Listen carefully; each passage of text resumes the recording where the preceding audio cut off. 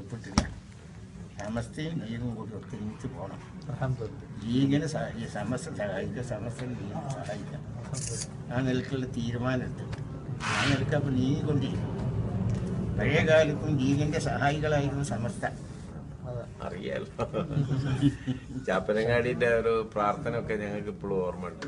കിയാമത്ത് നാള് വരെ ഈ പ്രസ്ഥാനത്തെ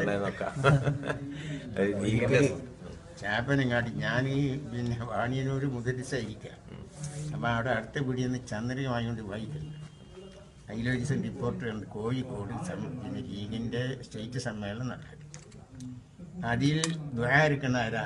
ചാപ്പനങ്ങാടി. അപ്പം എൻ്റെ മനസ്സിൽ വെറുതെ മൂപ്പര് സൂഫി വരിക ഒഹറവിയായ ചിന്തയിൽ നടക്കുന്ന ആളെന്തിനും മുസ്ലിം ലീഗിൻ്റെ യോഗത്തിന് പുള്ളിൻ്റെ മനസ്സിൽ തോന്നി ആരോടും പറഞ്ഞു. കുറച്ച് ദിവസം കഴിഞ്ഞ് മൂപ്പരെ കാണാൻ വേണ്ടി ചെന്നു. മൂപ്പരെ വീട്ടിൽ ഞാൻ സലാം ചെയ്ത് ചിരിച്ചുകൊണ്ട് പറഞ്ഞു, മോനെ പിടിച്ച് ലീഗിനെ എതിർക്കരുതിട്ട. ആദ്യം പറഞ്ഞതാ. എൻ്റെ മനസ്സിൽ വെറുപ്പുള്ള മൂപ്പരറിഞ്ഞ് മൂപ്പര് ആരിഫാണ്. നമ്മുടെ കൽബിൽ എന്തെങ്കിലും തോന്നിയാൽ മൂപ്പർക്ക് അറിയാൻ കഴിയും. അപ്പം മൂപ്പര് ലീഗിൻ്റെ യോഗത്തിന് പോകുന്ന ഇഷ്ടമില്ലാന്ന് മൂപ്പർക്ക് മനസ്സിലായിട്ട് ഞാൻ പറയാത്ത നിൽക്കാൻ. ലീഗിനെ എതിർക്കരുതിട്ട്. ലീഗ് എന്ന് പറഞ്ഞിട്ടുണ്ടെങ്കിൽ നമ്മുടെ മുസ്ലിമിനെ ന്യൂനപക്ഷമാണ്. ഈ നമ്മുടെ മുസ്ലിം ലീഗങ്ങൾക്ക് എതിരായിട്ട് വല്ലതും ഇവിടുത്തെ ഭരണാധികാരികൾ പാസ്സായാൽ അതിൻ്റെ എതിരെ ശബ്ദം ഇരുന്നവിടെ മുസ്ലിം ലീഗ് അല്ലാതെ വരില്ല. അതുകൊണ്ട് നിലനിൽക്കുന്ന വേണം. മുസ്ലിം ലീഗിൽ പല ആൾക്കാരൊക്കെ ഉണ്ടാവും. നല്ലവരും ചീത്തവരുടെ പ്രസ്ഥാനം നിലനിൽക്കണമെന്നല്ല അള്ള ഉദ്ദേശിച്ചത്.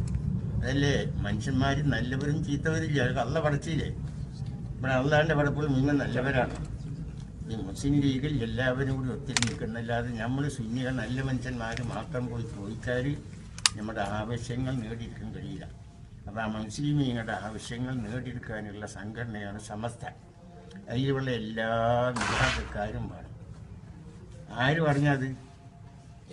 ചാപ്പനങ്ങാടി